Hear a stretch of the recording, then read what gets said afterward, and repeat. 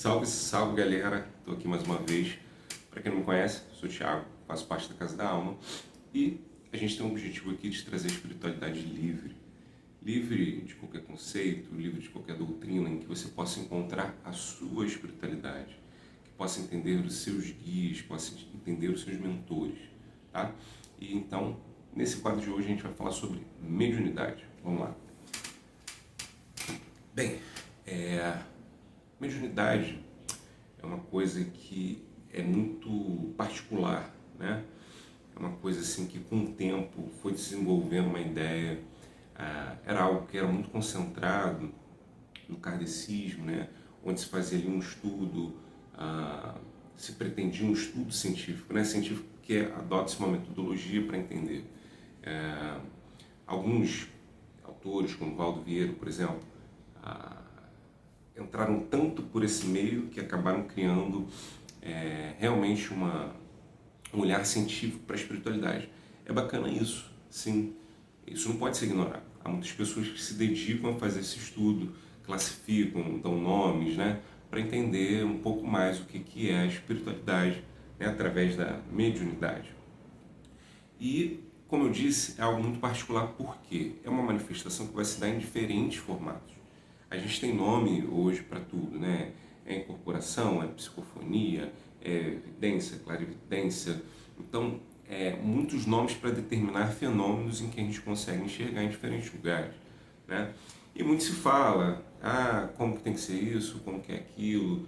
Há uma grande questão entre os terreiros em dizer, fulano está marmotando, fulano está marmotando, ou então, esse médium é inconsciente, esse médium não é inconsciente, esse médium é consciente. Então isso gera pano para manga para grandes discussões. E o que eu quero dizer sobre isso? Como acabei de dizer no início, a mediunidade é algo muito particular. Ela tem que ser observada em cada um. Óbvio que a gente vai encontrar pontos em comuns, mas não dá para julgar com uma ótica só, né? Porque senão a gente vai voltar lá no princípio, que acontecia o quê?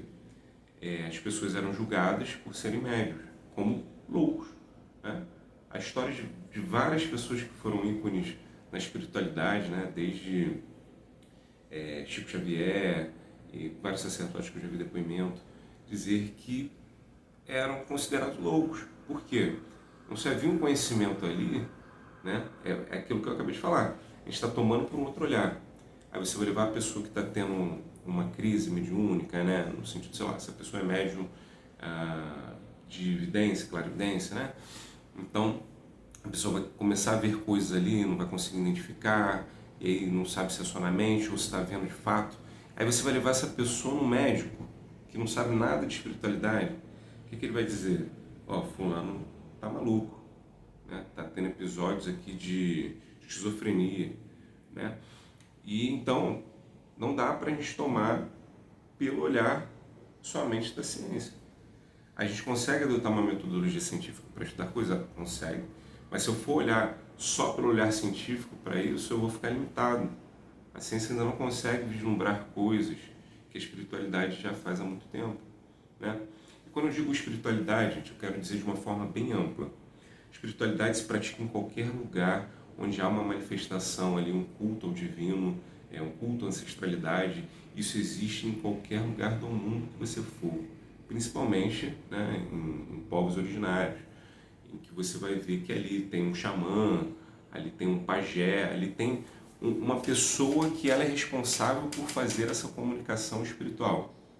Essa pessoa, normalmente ela é um sacerdote, né? É alguém que traz essa comunicação, que vai dizer assim, olha, o divino, né? Os nossos ancestrais, a divindade, ou com quem ele esteja se comunicando, ele está trazendo essa informação para a gente.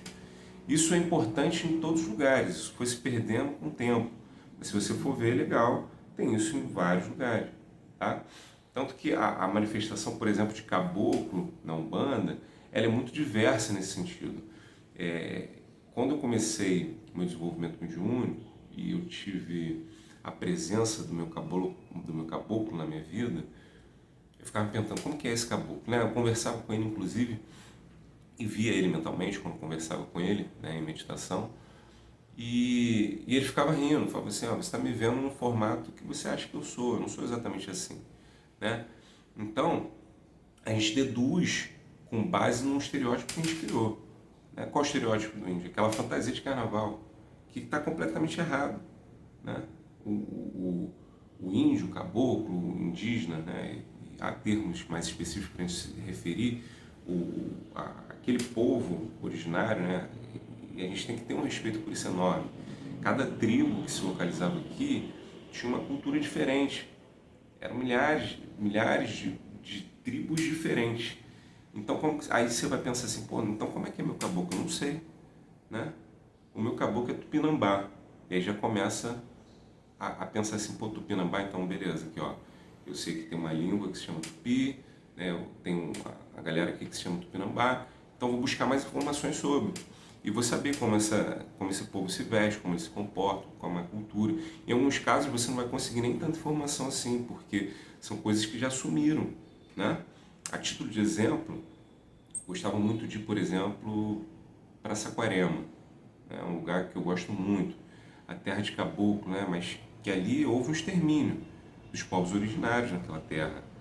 Antes da segunda colonização portuguesa, franceses e indígenas viviam ali de forma harmônica. E depois foram dizimados. Você não consegue ver um cidadão em Saquarema que conhece a história daquele lugar, porque seu povo foi dizimado. Só sobrou hoje um ícone lá, que é a igreja, que é o cartão postal da cidade. Isso é uma coisa assim que eu demorei a entender, demorei a digerir. Né? É uma terra de caboclo, tem muito caboclo ali que foi assassinado, né?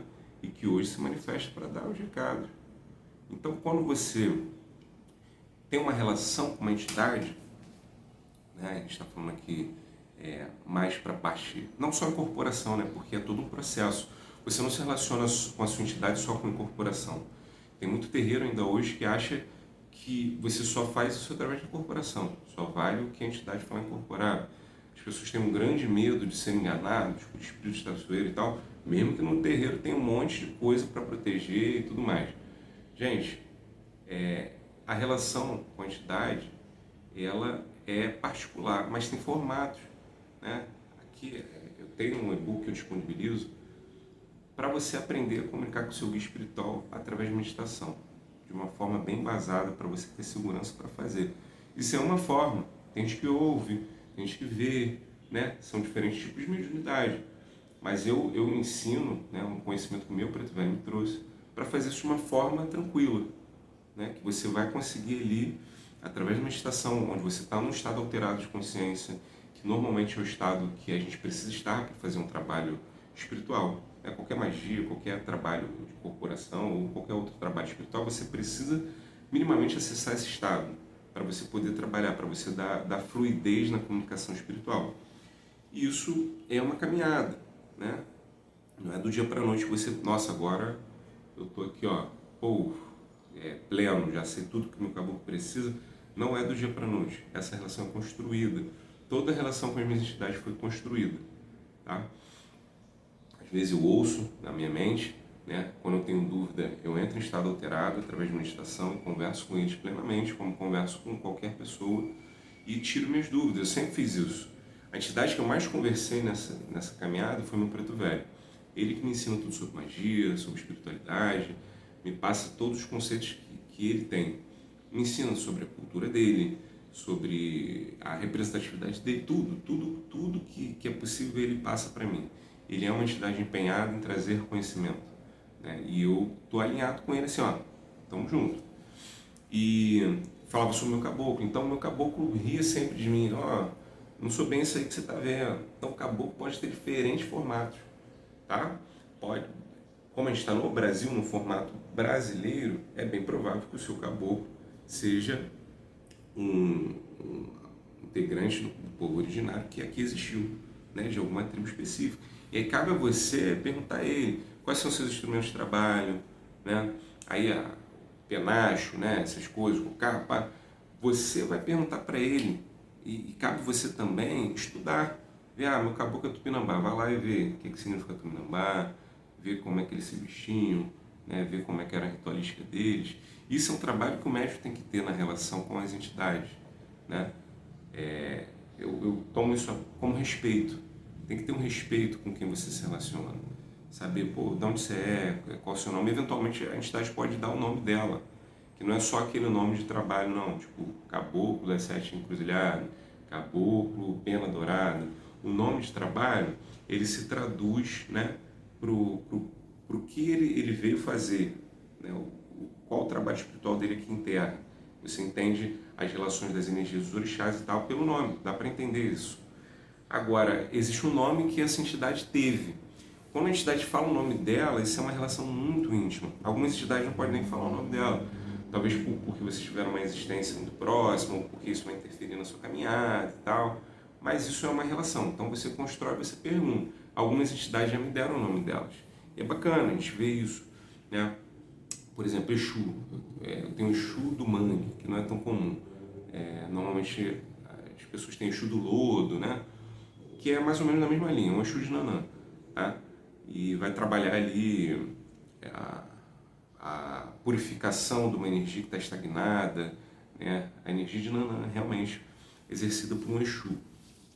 E ele é uma das entidades assim que eu tive mais relação, por ser uma entidade que eu tive uma reencarnação junto com ele, pelo menos é a única assim que já me falou claramente assim, né?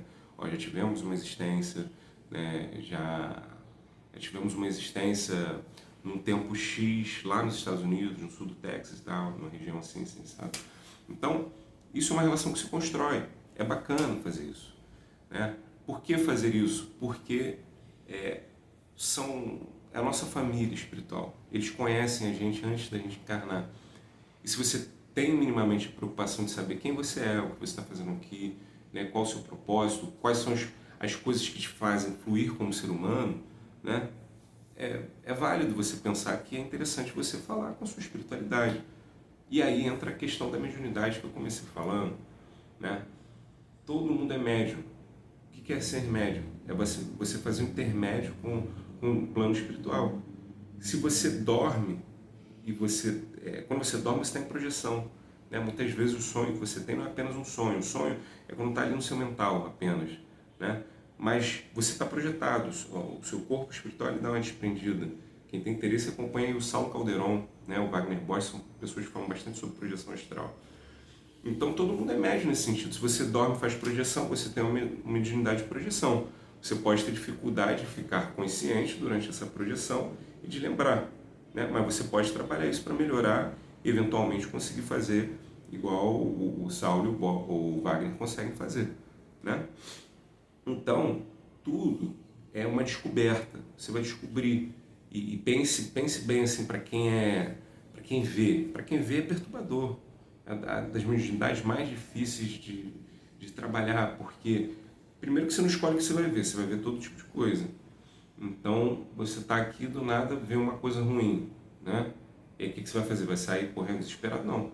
Minimamente você precisa trabalhar essa espiritualidade para que você não fique assim, em perturbação. Nossa, estou perturbado aqui, estou vendo várias coisas ruins.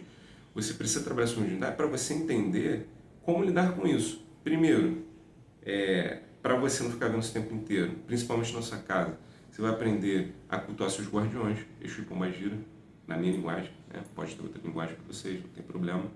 Vai aprender a cultuar seus guardiões para que na sua casa eles estejam guardando e que outras energias que não a deles, né, e de quem eles permitirem entre. Então, na sua casa, pelo menos, você não vai ser perturbado. E você vai trabalhando essa mediunidade para que você possa filtrar as coisas, não ficar, né, se achando maluco, né? Ficar assim, né, na vida, meu Deus, o que está acontecendo? É algo que pode perturbar, mas tem outro caminho, né?